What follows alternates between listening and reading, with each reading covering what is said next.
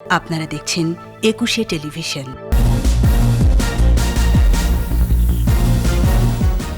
আশঙ্কাজনকভাবে বাড়ছে ওমিক্রন, অর্ধেক যাত্রী নিয়ে বাস চালানোর সুপারিশ, স্বাস্থ্য অধিদপ্তরের 15 নির্দেশনা। আশ্রয়ণ প্রকল্পের দ্বিতীয় ধাপে 6,000 কোটি টাকা বরাদ্দ, চট্টগ্রামে মেট্রো রেল নির্মাণের নির্দেশ প্রধানমন্ত্রীর। রেলে বিপুল বিনিয়োগের সম্ভাবনা ঢেলে সাজাতে চায় রাশিয়া, ফ্রান্স, জার্মানি সহ 5 দেশের বহুমুখী প্রস্তাব। কক্সবাজারে সংঘবদ্ধ ধর্ষণের মামলার প্রধান আসামি সহ 2 জন রিমান্ডে, বিভিন্ন সংস্থার বক্তব্যে অসঙ্গতি দেখছে হাইকোর্ট। জমির মালিকানা নিয়ে 2 সংস্থার রশি টানাটানি, গণপূর্তের স্থাপনা গুড়িয়ে দিল দক্ষিণ সিটি কর্পোরেশন।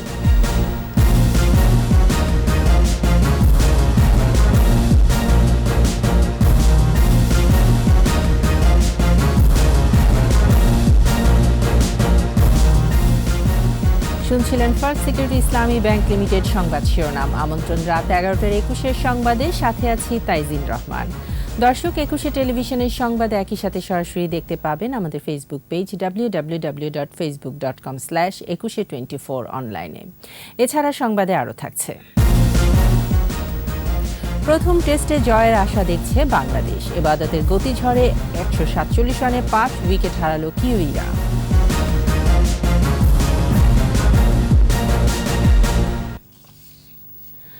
আশঙ্কাজনক হারে বাড়ছে করোনা সংক্রমণ, 24 ঘন্টায় আরও 775 জন শনাক্ত।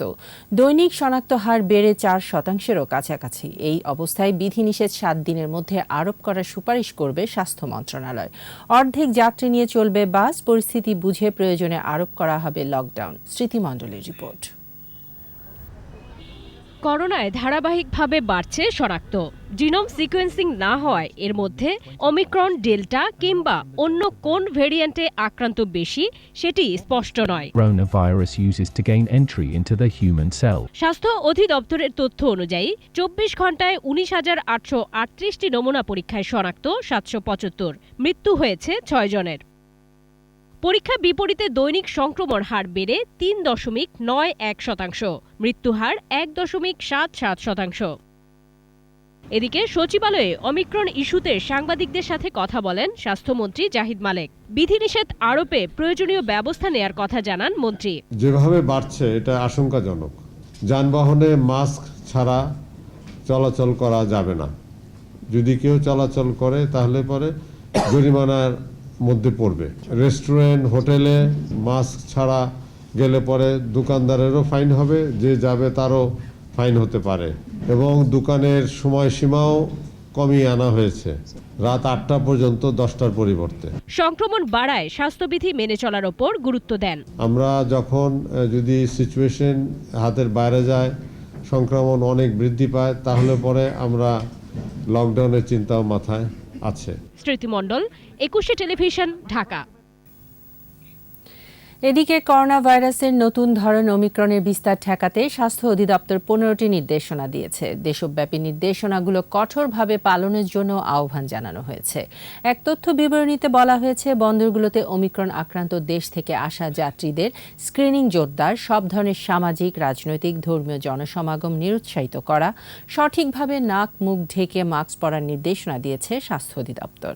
এছাড়া রেস্তোরাঁ, পর্যটন স্থান, বিনোদন কেন্দ্র, resort, community centre, cinema hall, theatre hall ও সামাজিক অনুষ্ঠানে ধারণ ক্ষমতার অর্ধেক বা তার কম লোক অংশ নিতে পারবে। মসজিদ সহ সব উপাসনালয়ে স্বাস্থ্যবিধি নিশ্চিত করতেও বলা হয়েছে স্বাস্থ্য অধিদপ্তরের নির্দেশনায়।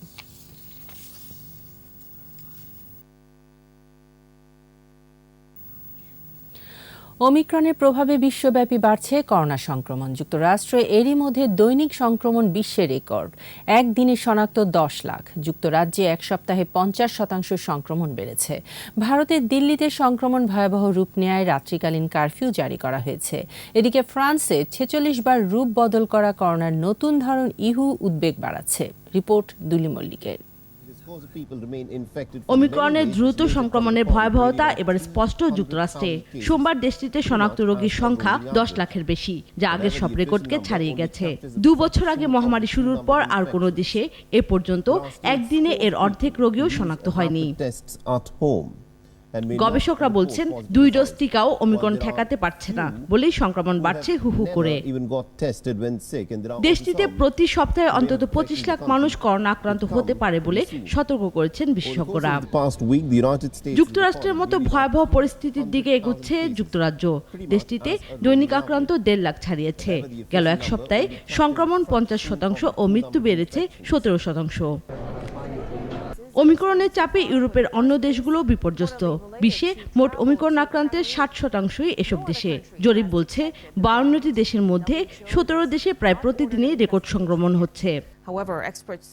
এদিকে ফ্রান্সে উদ্বেগ বাড়িয়েছে করোনার নতুন ধরন IHU বা ইহু, বৈজ্ঞানিক নাম B16402। গবেষকরা জানান আফ্রিকার দেশ ক্যামেরুন ভ্রমণ শেষে ফ্রান্সে আসা ব্যক্তির দেহে এটি পাওয়া গেছে। এ পর্যন্ত ইহুতে আক্রান্ত 12 জন। নতুন ধরনটি 46 বার রূপ বদলেছে। অন্যদিকে ভারতের দিল্লিতে এবার খোদ মুখ্যমন্ত্রী কেজরিওয়াল করোনা আক্রান্ত হয়েছেন। সংক্রমণ ঠেকাতে এরই মধ্যে রাজধানীতে রাত 10টা থেকে ভোর 5টা পর্যন্ত জারি করা হয়েছে কারফিউ। ছুটির দিনগুলোতেও থাকবে সার্বক্ষণিক কারফিউ। দুলি মল্লিক, 21 টেলিভিশন। চতুর্থ সংশোধিত আশ্রয়ণ প্রকল্প 2 অনুমোদন করেছে একনেক। ব্যয় প্রায় 6,500 কোটি টাকা। এটি সহ এদিন 11,211 কোটি 44 লাখ টাকার 10টি প্রকল্প অনুমোদন পেয়েছে। সভায় আশা করা হয় এ বছরই পদ্মা সেতু, মেট্রো রেল ও কর্ণফুলী টানেল জনসাধারণের জন্য খুলে দেওয়া হবে। আকবর হোসেন সুমনের রিপোর্ট। আশ্রয়ণ প্রকল্পের মাধ্যমে সরকার মাথা গুঁজার ঠাঁই করে দিয়েছে প্রায় 2.5 লাখ ভূমি ও গৃহহীনকে। আশ্রয়ণ প্রকল্প 2 এর মাধ্যমে পর্যায়ক্রমে আরও মানুষকে স্থায়ী ঠিকানা করে দেওয়ার উদ্যোগ নিয়েছে সরকার। রাজধানীর আগারগাঁওয়ের NEC সম্মেলন কক্ষে জাতীয় অর্থনৈতিক পরিষদের নির্বাহী কমিটির সভায় অনুমোদন পেয়েছে 6,316 কোটি 71 লাখ টাকা ব্যয়ের সংশোধিত প্রকল্প। একনেক চেয়ারপারসন প্রধানমন্ত্রী শেখ হাসিনার সভাপতিত্বে অনুষ্ঠিত সভায় 8 মন্ত্রণালয়ের উত্থাপিত 10 প্রকল্পের অনুমোদন দেওয়া হয়। এতে ব্যয় ধরা হয়েছে 11,211 কোটি 44 লাখ টাকা। এতে সরকারি অর্থায়ন থাকবে 10,713 কোটি 25 লাখ টাকা এবং সংস্থার নিজস্ব ব্যয় হবে 498 কোটি 19 লাখ টাকা।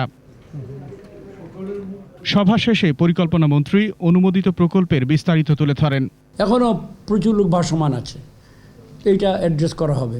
মাননীয় প্রধানমন্ত্রী চান, এখন তো ভূমিহীনদেরকে দিচ্ছেন, এমন লোক ব্যক্তি আছে কিছুই নাই কিন্তু তার একটু সামান্য বিটা আছে, বাপের বিটা, দাদার বিটা, ওদেরকেও তিনি পরে ধরতে চান। বাট এই পর্যায়ে সম্পূর্ণ ভাসমান, যাদের কোনো দাঁড়াবার জায়গা নেই, তাদেরকে অ্যাড্রেস করা হচ্ছে। চলমান মেগা প্রকল্পগুলোর মধ্যে এবছরই চালু হবে পদ্মা বহুমুখী সেতু, মেট্রো রেল ও চট্টগ্রামের কর্ণফুলী টানেল। পদ্মা, এছাড়া মেট্রো রেল আর কর্ণফুলী টানেল, এই 3টি অতি শীঘ্রই আমরা আশা করছি উইদিন সাইট এখন চলে এসছে, খুলে যাবে। এইগুলা অর্থনৈতিকভাবে, সামাজিকভাবে, মনস্তাত্ত্বিকভাবে প্রতিটি ক্ষেত্রে আমাদের বিশাল ভূমিকা রাখবে। কোনো অর্থনীতিবিদের হিসাবে নিট 2-2.5% বাড়বে আমাদের জিডিপি। বৈদেশিক ঋণের শর্ত ও আমলাতান্ত্রিক জটিলতায় অনুমোদিত প্রকল্প নির্ধারিত সময়ের মধ্যে শেষ হয় না বলে জানান মন্ত্রী। সহজ শর্তে ঋণ যেগুলো নেই, ওগুলাতে নানা ধরনের শর্ত থাকে। আকবর হোসেন সুমন, 21 টেলিভিশন, ঢাকা। রেলের টেকসই উন্নয়নে বন্ধু রাষ্ট্রদের সাথে নিয়ে অংশীদারিত্বের ভিত্তিতে এগুতে চায় বাংলাদেশ রেলওয়ে। নিজ স্বার্থ অক্ষুণ্ণ রেখে এ খাতে ঋণ ও প্রযুক্তি বিনিময়ের পরিকল্পনা সরকারের। এতে যুক্ত হয়ে বিনিয়োগের আগ্রহ দেখিয়েছে রাশিয়া। পাশাপাশি ইউরোপের দেশ যুক্তরাজ্য, জার্মানি, স্পেন ও ফ্রান্সের কিছু বিশ্বখ্যাত প্রতিষ্ঠানও প্রযুক্তিগত সহযোগিতা দিতে চায়। সংবাদ সম্মেলনে এসব তথ্য দিলেন রেলমন্ত্রী নুরুল ইসলাম সুজন। রিপোর্টে বাকিটা জানাচ্ছেন মোহাম্মদ নুরুন নবী। একাধিক রুটে একই সাথে রেল চলাচলের সর্বাধুনিক track system, dedicated freight corridor. বাংলাদেশের ঢাকা থেকে মাওয়া, পদ্মা সেতু হয়ে ফরিদপুরের ভাঙ্গা পর্যন্ত এমনই একটি করিডোর স্থাপনের আগ্রহ দেখিয়েছে যুক্তরাজ্যের IMO পাওয়ার ডেভেলপমেন্ট নামে একটি প্রতিষ্ঠান। আবার কার্বন নিঃসরণ কমাতে ডিজেলের পরিবর্তে CNG বা LNG ডুয়েল ফুয়েল কনভার্সনের প্রস্তাব জি-ভ্যালুয়েশনের, যা পরিবেশ বান্ধব, সাশ্রয়ী ও টেকসই প্রযুক্তি। বিদ্যমান ট্র্যাকে হাইস্পিড ট্রেন পরিচালনা করা যায় কিনা এমন উপায় খুঁজতে ফ্রান্সের টগো ট্রেনের প্রস্তাবও এসেছে। আছে স্টেশনগুলোকে মাল্টিমোডাল হাব করার। মাসব্যাপী যুক্তরাজ্য, জার্মানি, স্পেন ও ফ্রান্স সফর শেষে এসব কথাই জানালেন রেলমন্ত্রী। বললেন, যারা স্ব প্রযুক্তি দিয়ে রেলে সফল, সেই অভিজ্ঞতা ও প্রযুক্তিকে আনা হবে দেশে। এখন বিদ্যুতে না গিয়ে যদি আপনার গ্যাস কিংবা এই যে এলপিজি বা এলএনজি গ্যাস, এই গ্যাস ব্যবহার ডুয়েল ফুয়েলের কথা যেটা আসছে। এদিকে বিদ্যমান রেল ব্যবস্থার সাথে সামঞ্জস্য রেখেই রেলের সম্প্রসারণ, আধুনিকায়ন করতে চায় বন্ধুরাষ্ট্র রাশিয়া। এতে বিনিয়োগের আগ্রহ আছে দেশটির। রাশিয়া বাংলাদেশ রেলওয়ে উন্নয়নে ব্যাপক বিনিয়োগের আগ্রহ প্রকাশ করে। কোনো কিছুই এখন চূড়ান্ত নয়, বিচার বিশ্লেষণ চলছে। এটাও ঠিক, চাহিদার প্রেক্ষিতে পিছিয়ে থাকার সুযোগও নেই বলেই মত রেলমন্ত্রীর। এই সহযোগিতা শুধু অর্থ নয়, আমরা কারিগরি হতে পারে, জ্ঞান ভিত্তিক হতে পারে, তথ্য প্রযুক্তি হতে পারে, সেই তার মাধ্যমগুলো। পদ্মা সেতুতে সড়ক অগ্রাধিকার পাচ্ছে বলেই এপ্রিলের আগে রেল বসানোর সুযোগ নেই। তবে চলতি বছরের ডিসেম্বর নাগাদ পদ্মা সেতুতে চলবে রেল। আর একই সময়ের মধ্যে কক্সবাজার পর্যন্ত রেল যোগাযোগ চালু করা সম্ভব হবে বলে আশ্বস্ত করা হয় সংবাদ সম্মেলনে। তারা কোনোভাবেই আমাদের এপ্রিল মাসের আগে, মার্চ কিংবা এপ্রিল আগে আমাদের এখানে এনওসি দিচ্ছেন না। মোহাম্মদ নুরুন নবী, একুশে টেলিভিশন, ঢাকা। কক্সবাজারে নারী পর্যটককে সংঘবদ্ধভাবে ধর্ষণের ঘটনায় প্রধান আসামি সহ দুজনকে 3 দিনের রিমান্ড মঞ্জুর করেছে আদালত। এদিকে আইনশৃঙ্খলা রক্ষাকারী বাহিনীর ভিন্ন ভিন্ন বক্তব্যে অসন্তোষ প্রকাশ করেছেন হাইকোর্ট। অসঙ্গতিপূর্ণ বক্তব্য জনগণের কাছে ভুল বার্তা দেবে বলে মন্তব্য করেছেন হাইকোর্ট। বিচারিক অনুসন্ধান চেয়ে করা রিটের শুনানিতে বিচারপতি এম ইনায়েতুর রহিম ও বিচারপতি মোহাম্মদ মোস্তাফিজুর রহমানের বেঞ্চ এ মন্তব্য করেন। বিস্তারিত জানাচ্ছেন শাকির আরসু। কক্সবাজারে গত 22 ডিসেম্বর ধর্ষণের শিকার হন এক পর্যটক। পরে একটি হোটেলে দ্বিতীয় দফায় দলবদ্ধ ধর্ষণের শিকার হন তিনি। এ ঘটনায় করা মামলায় গ্রেফতার করা হয় 6 জনকে। সোমবার মামলার প্রধান আসামি আশিকুল ইসলাম সহ 2 জনকে 3 দিনের রিমান্ড মঞ্জুর করেছে কক্সবাজারের জ্যেষ্ঠ বিচারিক হাকিম আবুল মনসুর।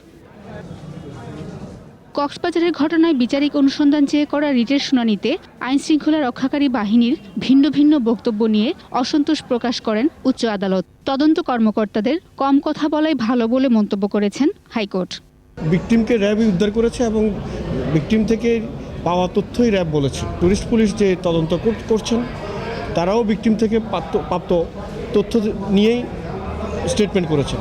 দুইটার ভিন্নতা থাকার কারণেই আমরা কোর্টকে বলেছি যে এইটা এনামরি তৈরি হয়েছে। বিভিন্ন সময় এই বিষয়ে দেয়া হাইকোর্টের রায় বাস্তবায়ন কতদূর রাষ্ট্রপক্ষের আইনজীবীর কাছে জানতে চান উচ্চ আদালত। হাইকোর্ট বিভাগ অসন্তোষ প্রকাশ করে বলেছেন যে আমরা ওনার রায় দিয়েছেন, ইতিপূর্বে রায়ের মধ্যে বলা হয়েছে একটা নীতিমালা থাকা দরকার যে কোন যেটা ইচ্ছা যেন সুষ্ঠু তদন্ত কোনোভাবে ব্যাহত না হয়, হ্যাম্পার না হয়। পরে রিট আবেদনটি মুলতবি করেন হাইকোর্ট। শাকির আরজু, একুশে টেলিভিশন, ঢাকা। দক্ষিণ সিটি কর্পোরেশনের বিরুদ্ধে গণপূর্ত বিভাগের স্থাপনা উচ্ছেদের অভিযোগ করেছে মন্ত্রণালয়। যদিও পাল্টা অভিযোগ দক্ষিণ সিটির। তারা বলছে দক্ষিণ সিটির জায়গা দখল করে অবৈধভাবে বসতবাড়ি করেছে গণপূর্ত বিভাগ, যা আইনের লঙ্ঘন। জসিম জুয়েলের রিপোর্ট।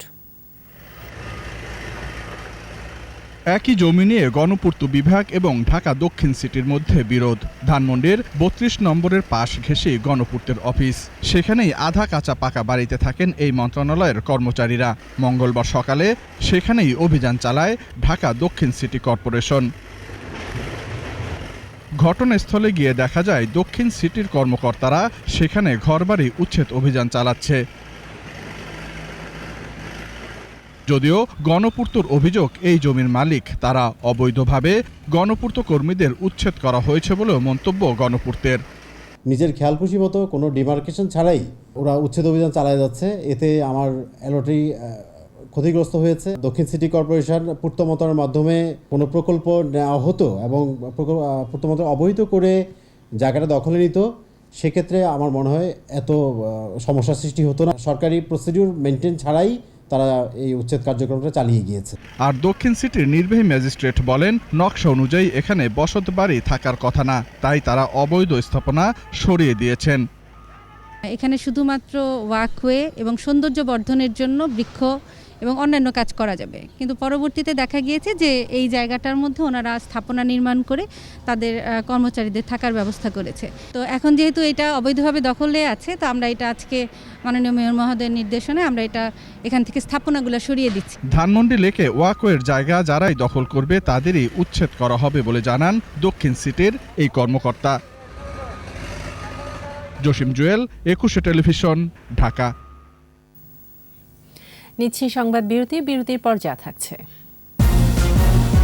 ছাত্রলীগে অনুপ্রবেশকারী ঠেকানোর অঙ্গীকার, মেধা নির্ভর সংগঠন গড়ে তোলার আহ্বান। দুদকের 14 সমন্বিত জেলা কার্যালয় বাস্তবায়ন কাজ চলছে, ঝুলে থাকা মামলার শিগগিরই নিষ্পত্তি।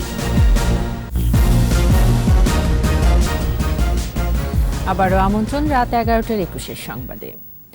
নির্বাচন কমিশন গঠনে আইন করার সুপারিশ করেছে সাম্যবাদী দল। নতুন নির্বাচন কমিশন গঠন নিয়ে রাষ্ট্রপতির সাথে সংলাপে দলটির সাধারণ সম্পাদক দিলীপ বড়ুয়ার নেতৃত্বে 7 সদস্যের প্রতিনিধি অংশ নেন। এ সময় সাংবিধানিক সংস্থাগুলোর সমন্বয়ে কাউন্সিল গঠন করে সার্চ কমিটি করার জন্য পরামর্শ দেন তারা। দলটি বলছে, চলমান পরিস্থিতি বিবেচনায় শেখ হাসিনার নেতৃত্বেই একটি নির্বাচনকালীন সরকার গঠন করাই হবে বাস্তবসম্মত।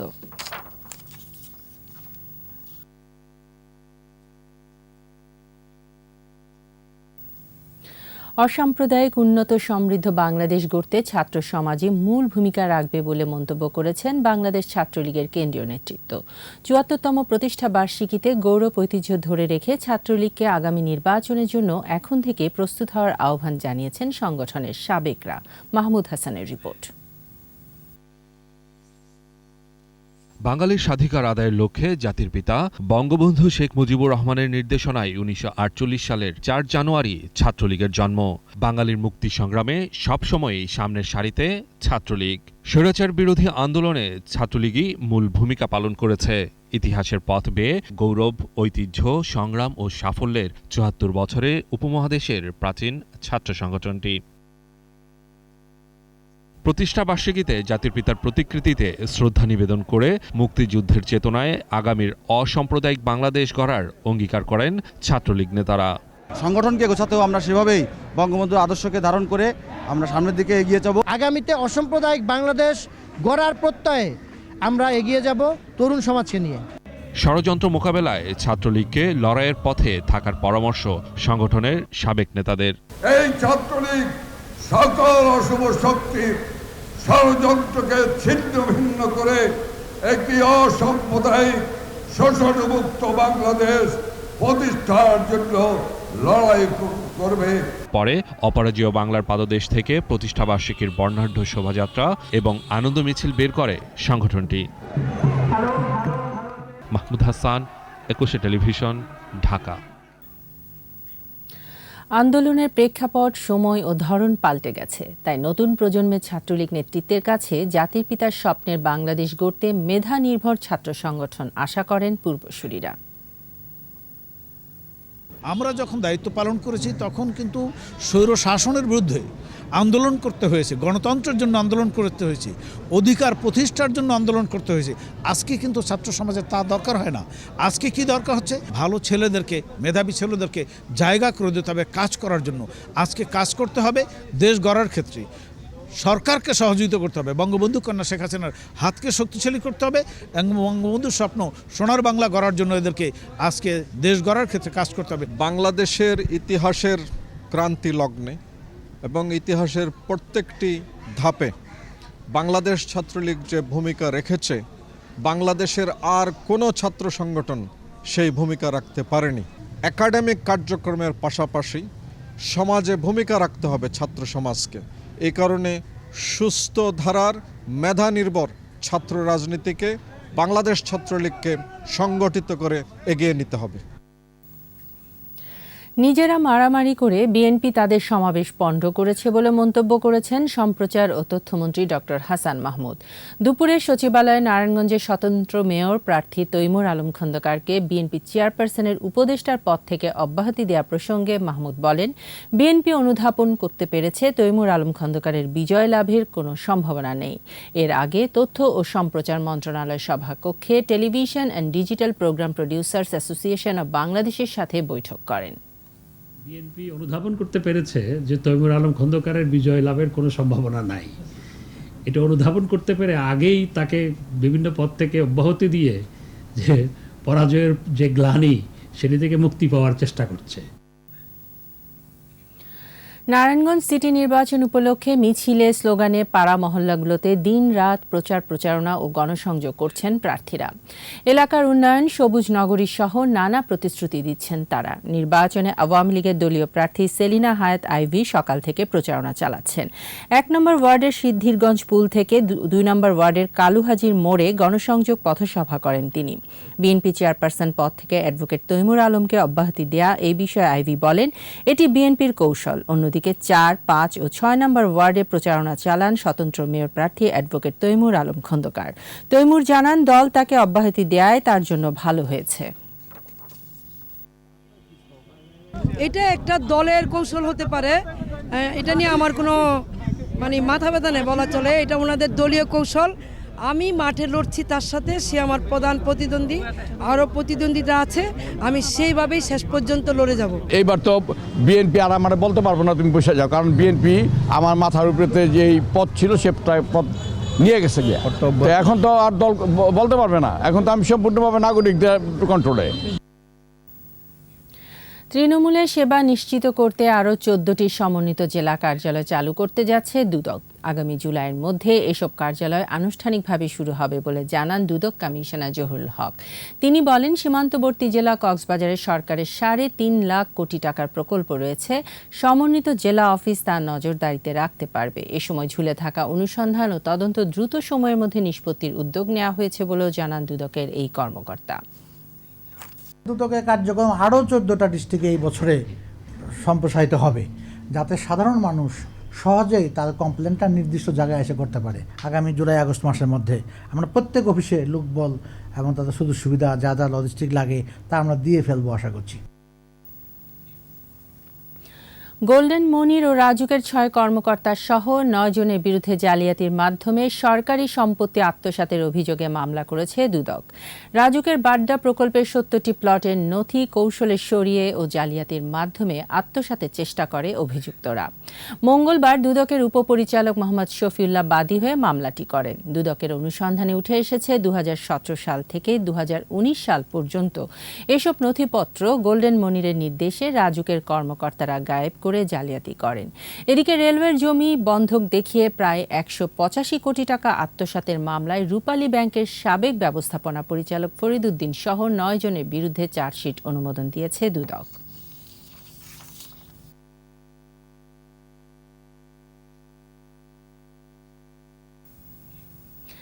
বিজয়ের ৫০ বছরে চট্টগ্রাম বন্দরের আমদানি রপ্তানি বেড়েছে প্রায় ৪৮ গুণ। ৭২-এ মাত্র ৫০ লাখ মেট্রিক টন পণ্য আমদানি রপ্তানিতে শুরু হলেও বিগত বছরে রেকর্ড ১২ কোটি মেট্রিক টন পণ্য আমদানি রপ্তানি হয়েছে চট্টগ্রাম বন্দর থেকে।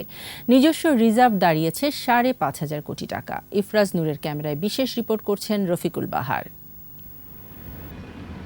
১৬ই ডিসেম্বর দেশ স্বাধীন হওয়ার পর প্রায় ৩ মাস ব্যবহার করা যায়নি কর্ণফুলী তীরের চট্টগ্রাম বন্দর। নদীর তলদেশ থেকে হানাদারদের পুঁতে রাখা মাইন অপসারণ করে বন্দরকে ব্যবহার উপযোগী করার উদ্যোগ নেন জাতির পিতা বঙ্গবন্ধু শেখ মুজিবুর রহমান। আমাদের জাতির জনক বঙ্গবন্ধু শেখ মুজিবুর রহমান তখন সোভিয়েত রাশিয়ার প্রেসিডেন্ট ছিল ব্রেজনেভ, তার সাথে তিনি সরাসরি যোগাযোগ করে বাংলাদেশের সমুদ্র বন্দরকে আপনার র্যাক মুক্ত করার জন্য তিনি ব্যবস্থা গ্রহণ করেছেন। দেশের উন্নয়ন অগ্রগতির চিত্র কোন দিকে যাচ্ছে, বাড়ছে নাকি কমছে, সেটি বোঝার জন্য চট্টগ্রাম বন্দরের কার্যক্রম দিয়েই সহজে বোঝা যায়। স্বাধীনতার ৫০ বছরে প্রধান সমুদ্র বন্দরের পণ্য আমদানি রপ্তানি বেড়েছে ৪৮ গুণ। খুব বেশি আগে নয়, ১৯৯৩ সালে বন্দরের রিজার্ভ ছিল ৪১৫ কোটি টাকা। সেখানে বিগত বছরে রিজার্ভ দাঁড়িয়েছে ৫,৫০০ কোটি টাকা। ৩২ লাখ কন্টেইনার হ্যান্ডলিংয়ের পাশাপাশি বিভিন্ন দেশ থেকে এসেছে রেকর্ড ৪,২০০টি পণ্যবাহী জাহাজ। চট্টগ্রাম থেকে সরাসরি ইউরোপে পণ্যবাহী জাহাজ চলাচলও করেছে এই বন্দর থেকে। ১৯৭৭ সালে প্রথম কন্টেনারাইজেশন শুরু হয়, তখন মাত্র ৬ টিউজ দিয়ে আমরা শুরু করি। আজকে আমরা প্রায় ৩২ লাখেরও বেশি টিউজ এই বছর আমরা ইনশাল্লাহ হ্যান্ডেল করব। তবে জাহাজ থেকে পণ্য ওঠানামা, ডেলিভারি, শুল্কায়ন সহ সকল সেবা আরও আধুনিক ও উন্নত করার সুযোগ আছে বলে মনে করেন বন্দর ব্যবহারকারীরা। মডার্নাইজেশন দরকার, পোর্টের স্পেসের একটা কনস্ট্রেইন ছিল, মাশাআল্লাহ এখন এটা বাড়ছে। অটোমেশনের দিকে আরেকটু নজর দেওয়া উচিত পোর্টের, স্পেশালি ইকুইপমেন্ট অটোমেশন। বন্দরকে আরও আধুনিক করা গেলে সক্ষমতা বাড়বে বলে মনে করেন আমদানিকারকরা। দেশের চলমান উন্নয়নের গতি সচল রাখতে বর্তমান সরকার চট্টগ্রাম বন্দরের উপর বিশেষ জোর দিয়েছেন। বাড়ানো হয়েছে চট্টগ্রাম বন্দরের সীমানা, এখন সেটি বিস্তৃত করে করা হয়েছে কক্সবাজার থেকে মিরসরাই পর্যন্ত। এর ফলে দেশের অর্থনীতি অন্য এক মাত্রায় পৌঁছাবে বলেই মনে করছেন দেশের ব্যবসায়ী ও শিল্পপতিরা। চট্টগ্রাম বন্দরের জেটি থেকে রফিকুল বাহার, 21 টেলিভিশন। এবার আমাদের বিশেষ আয়োজন আমার বাংলা।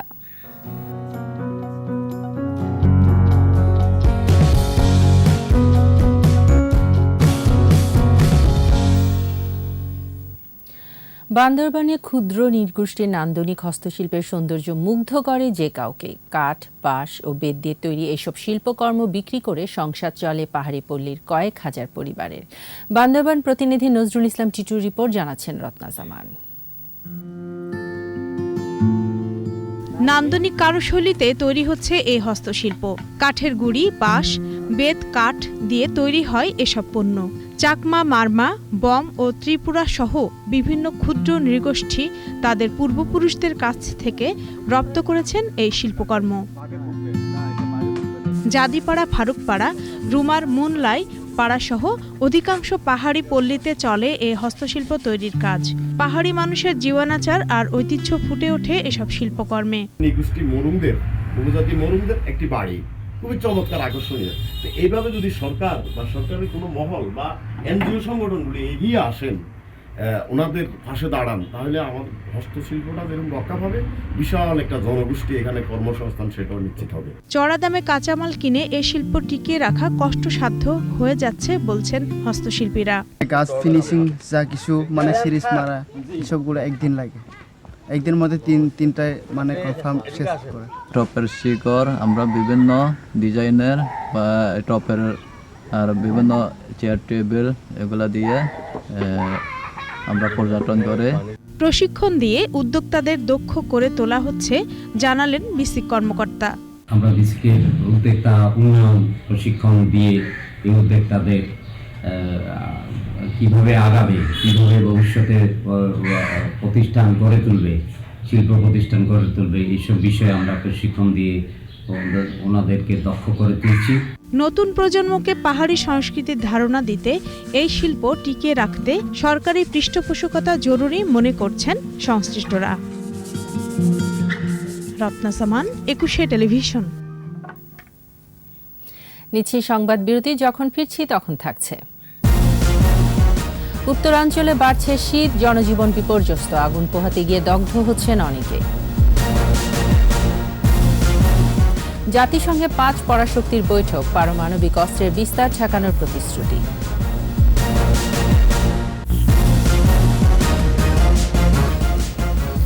আমন্ত্রণ আবারও রাত 11টার 21 সংবাদে।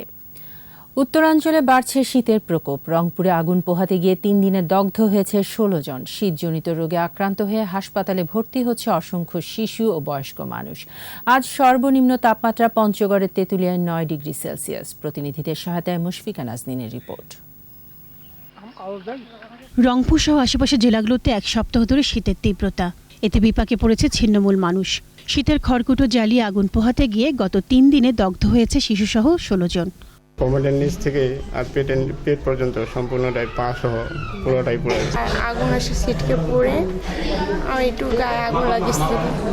রংপুর মেডিকেল কলেজ হাসপাতালের বার্ন ইউনিটের প্রধান সহকারী জানান, আগুনে দগ্ধ হয়ে হাসপাতালে ভর্তি হচ্ছেন নারী ও শিশুরা। আগুনে পোড়াজনিত রোগীর সংখ্যা আমাদের রংপুর মেডিকেল কলেজ হাসপাতালের বার্ন ইউনিটে 21 জন রোগী ভর্তি আছে। কনকনে ঠান্ডার হিমেল বাতাসে থমকে গেছে লালমনিরহাটে জনজীবন। কাজের সন্ধানে ঘরের বাড়ি যেতে পারছে না শ্রমজীবী মানুষ। এদিকে 5 উপজেলায় সরকারিভাবে 22,000 কম্বল বিতরণ করা হলেও অপ্রতুল বলে জানিয়েছেন এসব মানুষ। এই শীতের জন্য আমরা ঘরতে বাড়িতে পারতেছি না, দোকানে বলতে পারতেছি না। আগুন তাপাইতেছি, খুব শীত, কুয়াশা পড়তেছে।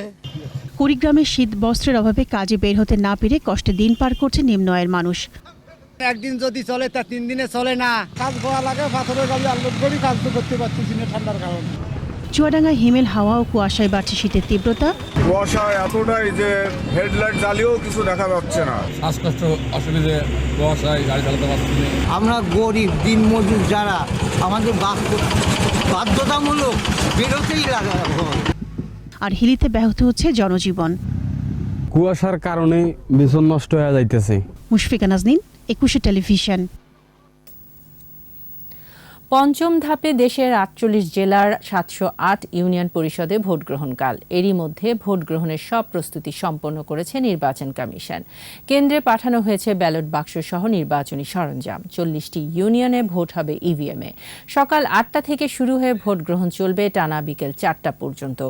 এদিকে 48টি ইউনিয়নের চেয়ারম্যান, সংরক্ষিত নারী পদে 33 এবং সাধারণ সদস্য পদে 112 জন সহ মোট 193 জন বিনা প্রতিদ্বন্দ্বিতায় নির্বাচিত হয়েছেন। নির্বাচনে চেয়ারম্যান পদে 3274 জন সহ মোট প্রার্থী 36,457 জন। নির্বাচন সুষ্ঠু ও শান্তিপূর্ণ করতে পুলিশ ও আনসার সমন্বয়ে 4 স্তরের নিরাপত্তা ব্যবস্থা গ্রহণ করা হয়েছে। প্রতিটি কেন্দ্রে পুলিশ এবং আনসার সদস্য নিরাপত্তার দায়িত্বে থাকবে।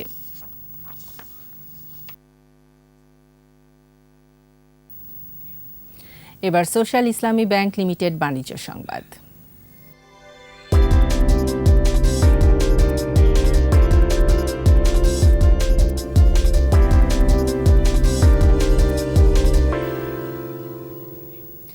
লেনদেন কমেছে দেশের পুঁজিবাজারে, তবে সূচকে ছিল মিশ্র প্রবণতা। মঙ্গলবার ডিএসইতে লেনদেন হওয়া 378টি প্রতিষ্ঠানের মধ্যে দর বেড়েছে 167টির, কমেছে 180টির, আর অপরিবর্তিত ছিল 31টির দর। ডিএসইর প্রধান সূচক ডিএসই এক্স 10 পয়েন্ট বেড়ে উঠে আসে 6,893 পয়েন্টে।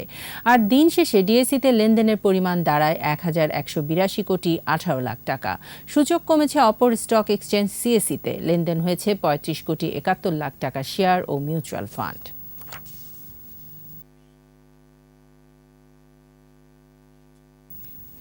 আর এরই সাথে শেষ করছি রাত 11টার 21 সংবাদ। যাবার আগে ফার্স্ট সিকিউরিটি ইসলামী ব্যাংক লিমিটেড সংবাদ শিরোনামগুলো জানিয়ে দিচ্ছি আরও একবার। আশঙ্কাজনকভাবে বাড়ছে ওমিক্রন, অর্ধেক যাত্রী নিয়ে বাস চালানোর সুপারিশ, স্বাস্থ্য অধিদপ্তরের 15 নির্দেশনা। আশ্রয়ন প্রকল্পের দ্বিতীয় ধাপে 6,000 কোটি টাকা বরাদ্দ, চট্টগ্রামে মেট্রো রেল নির্মাণের নির্দেশ প্রধানমন্ত্রীর। রেলে বিপুল বিনিয়োগের সম্ভাবনা, ঢেলে সাজাতে চায় রাশিয়া, ফ্রান্স, জার্মানি সহ 5 দেশের বহুমুখী প্রস্তাব। কক্সবাজারে সংঘবদ্ধ ধর্ষণের মামলার প্রধান আসামি সহ 2 জন রিমান্ডে, বিভিন্ন সংস্থার বক্তব্যে অসঙ্গতি দেখছে হাইকোর্ট। জমির মালিকানা নিয়ে 2 সংস্থার রশি টানাটানি, গণপূর্তের স্থাপনা ঘুরিয়ে দিল দক্ষিণ সিটি কর্পোরেশন।